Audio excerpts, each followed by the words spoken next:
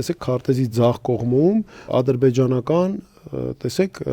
Հայաստանի տարածքն է, սա ուզում եմ կրկնել, բայց ադրբեջանական ներխուժած մասն է, որոնք իրենք օկուպացրել են։ Հիմա նայեք աջ հատվածը, տեսեք աջ հատվածում հատուկ սրանք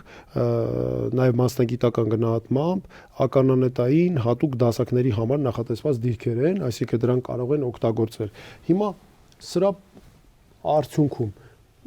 մեզ եւ ոչինչ տեղի չի ունենում Հայաստանի անվտանգության հետ։ Սա Հայաստանի անվտանգությունը խարխլող, խաթարող համար 1 ցուցանիշն է, ինդիկատորն է։ Այսինքն այս պայմաններում sense գործողություններ անող մարդը ինչ է պետք է խաղաղության պատրաստվի։ Իհարկե ոչ, դրանք հարկ եղած դեպքում ես վստահ եմ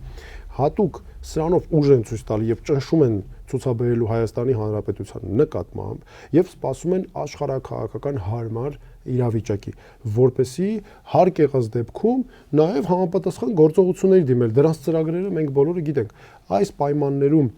ինչ խաղաղության մասին է խոսքը, դրա համար եմ ես ասում, որ այս իշխանության քաղաքականությունը պատերազմի տանող ամենակարճ ճանապարհն է, այս իշխանությունը պատերազմի իշխանություն է, այս իշխանությունը նեգատիվ ինքնության իշխանություն է եւ բայց ես ուզում եմ ասել, որ արդարությունը գալիս է